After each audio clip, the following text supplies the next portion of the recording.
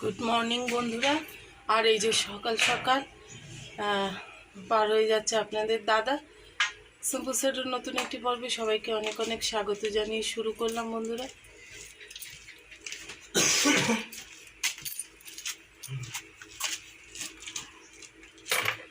কালকে তো প্রচণ্ড বৃষ্টি হয়েছে, পুরো সব ভিজে একাকার।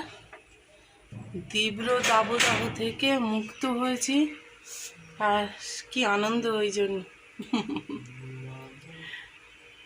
ছোটটা বসে আছে, ওকে টিফিন দিতে হবে, একটু বিস্কিট খেয়েছে শুধু, ওকে টিফিন দেব। আর বিছানাপাতিও গোছানো মোটামুটি হয়ে গেছে আমার, কিন্তু এই দেখুন স্তূপ পড়ে আছে, এগুলোকে আমার হচ্ছে কি গোছাতে হবে। এদিকে আনাজপাতিগুলো পড়ে আছে, কাটাকুটি করতে হবে। তো থাক এখন, আর কি টিফিন খাবো একটু দেখাই আপনাদের। লাইটটা জ্বালি।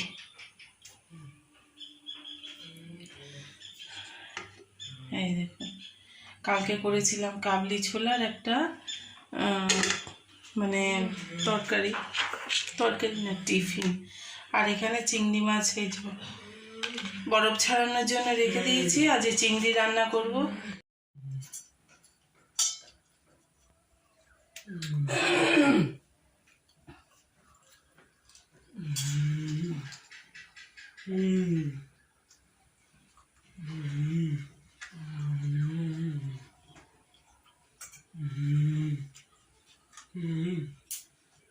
টিফিন খাওয়া হয়ে গেছে, এই যে ছোটটা আর আমি বসে আছি।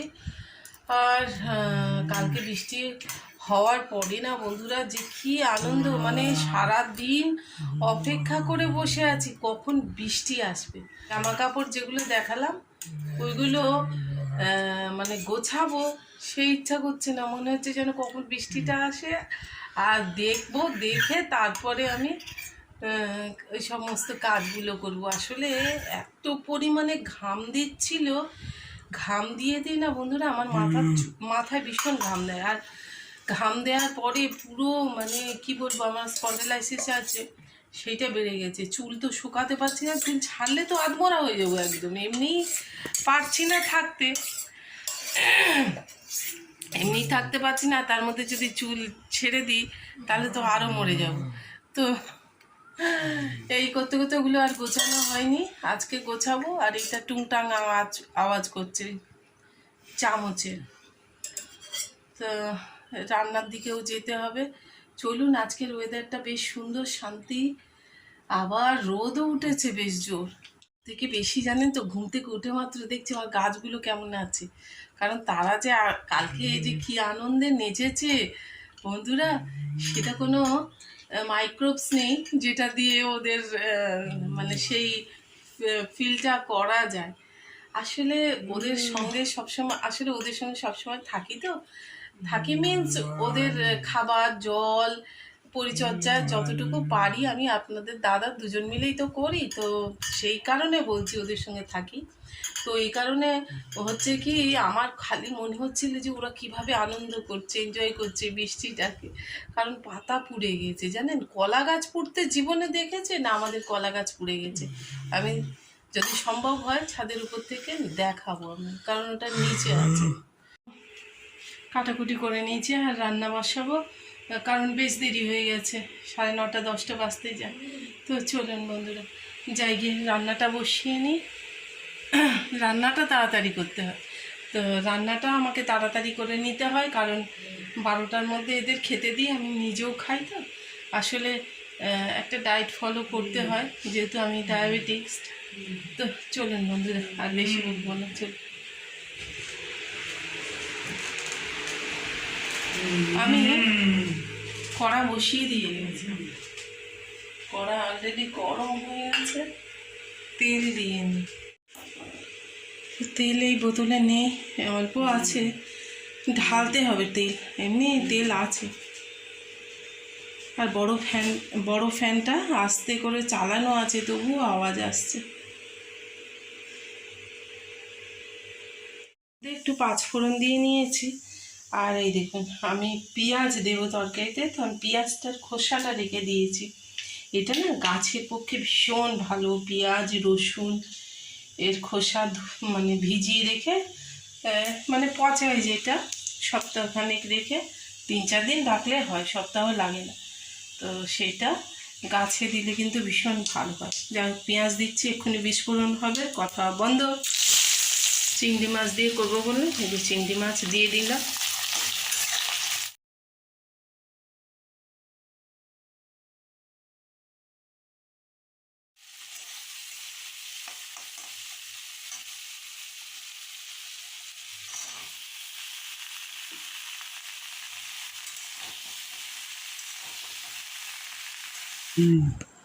তো একটু জিরে আর লঙ্কা গুঁড়ো আর হলুদ গুঁড়ো দিয়ে করব, মানে হালকা পাতলা, একটু মাখা মাখা, মানে খুব শুকনো না আবার খুব একদম ট্যালট্যালে ঝোল না, তেমন করেই করব।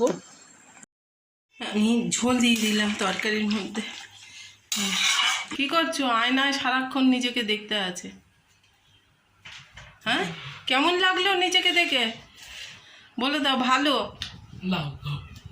লালো, ভালো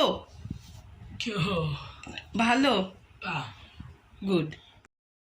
তো হয়ে গেছে অলরেডি, নামিয়ে নেব।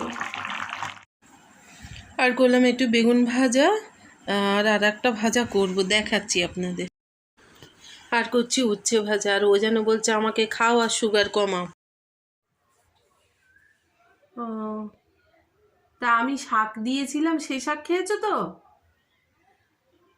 হ্যাঁ, আমারও ওই অভ্যাস আছে, আমি ওই বাইরের শাক একদম খাই না। ওই যে কেঁচো, তারপরে ওই সব কী সব বায় পোকা মোকা, আমার ও ভীষণ, এমনিতেই ঘৃণাটা আমার একটু বেশি।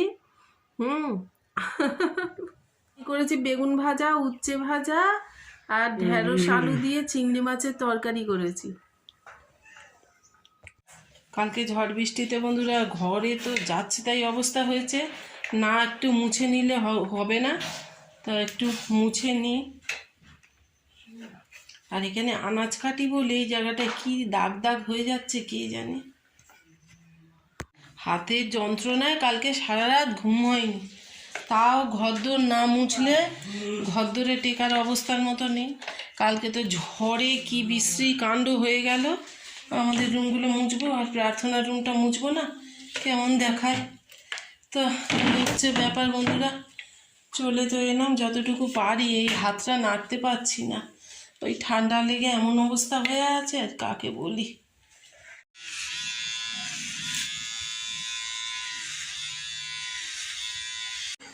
এই যে আমি টিমার চালাতে পারি না, তাই ও কেটে দিচ্ছে। স্নান সেরে নিয়েছি আর খাবো, খিদে লেগেছে, দুটোই কি দেরি করা করছে, তো সবে গেল। আর আমি একটু ছাদে যাবো, লঙ্কা দরকার, কারণ কাঁচা লঙ্কা ছাড়া আমি একদমই খেতে পারি না। তো চলে এলাম ছাদে, আর কালকে বৃষ্টি হয়ে একেবারে যাচ্ছে তাই অবস্থা হয়ে গেছে, কিন্তু গাছগুলো যে শান্তি পেয়েছে, এই শান্তি। এই লঙ্কা বেশি নেই, হয়নি সেরকম ভালো, কিন্তু এই লঙ্কাগুলো বিষাক্ত, ঝাল খাওয়া যায় না। হ্যাঁ, দেখি কোথায় কোথায় হয়েছে, লুকিয়ে আছে। এবারে তো সেই ইয়ের জন্য, তো রৌদ্রের জন্য তো যাচ্ছে তাই অবস্থা হয়ে গেছে। যাকে এই কটা হলে আমার হয়ে যাবে, আমি আর খুঁজবো না, যাই দেখি। কত লঙ্কা হয় বন্ধুরা আমাদের এই গাছে, কিন্তু এবছর আর লঙ্কার নামগন্ধ নেই। আর এই যে বরবটি গাছগুলো সব ঢেলে টেলে পড়ে গেছে। হ্যাঁ, আর একটু ফুল এসে গেছে এই যে, যাকে। আর এই যে আবার এর কুড়ি এসেছে। তো বন্ধুরা গ্রামটায় ভেজা ভেজা লাগছে, দেখুন চারিদিকে। এদের তো ঘর হচ্ছিল, এই যে সব লেআউট না কি বলে, ওইগুলো হয়ে গেছে। আর আমাদের আঁশফল, এই যে বলছিলাম না, এই দিকে, এই যে। তো যাই, এসব না দেখিয়ে ভাত বেড়ে নিয়েছি। এই যে উচ্ছে ভাজা, বেগুন ভাজা, আর ঢেঁড়স আলু চিংড়ি মাছ দিয়ে একটা তরকারি। ছোটোটা আর আমার বেড়ে নিয়েছি, কারণ বড় তো এখন খাবেই না। এই যে ওই দিক থেকে আলো আসছে বলে কেমন জানি সাদা সাদা লাগছে। বাবা খেতে বসেও গান পাচ্ছে তোর, কি আর বলি। চা করে নিয়েছি একটু, জানেন তো। আর বড়টার জন্য তো আছে, সে কিছুক্ষণ আগে ভাত খেয়েছে দেরি করে। তো এত দেরি হয়ে যাবে, শুয়ে পড়েছিলাম, মাথা টাথা সব উলট পালট হয়ে আছে, বুঝতে পারিনি জানেন। এই খেয়ে আর দৌড়াবো, কারণ আজকে তো আমার এনজিওর কাজ আছে, যেতে হবে। আর শুয়ে পড়েছিলাম, একটু ক্লান্ত যেহেতু শরীরটা, ঘুমিয়ে পড়েছিলাম। উঠে যে কটা কাজ ছিল সেগুলো সেরে নিলাম, নিয়ে তারপরে এবার বার হব। বন্ধুরা আমি মোটামুটি রেডি হয়ে নিয়েছি। এই যে একটা কুর্তি পরে নিয়েছি, একটা কুর্তি পরেছি, আর এবার দৌড়াবো, দেরি হয়ে গেছে অনেকটা।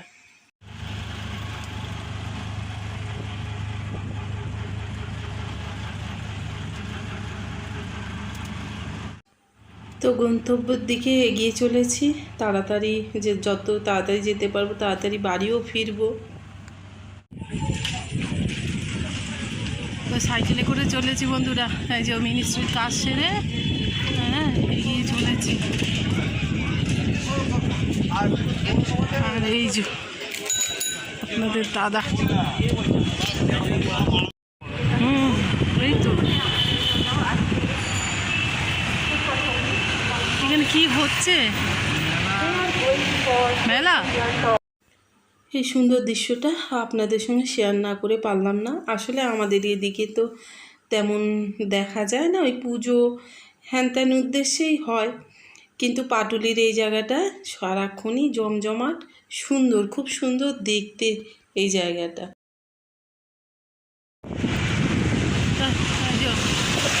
সাইকেল বসে বসে চলেছি বন্ধুরা, এটা কিন্তু বাইপাস, খুব মানে সাবধানে যেতে হয়।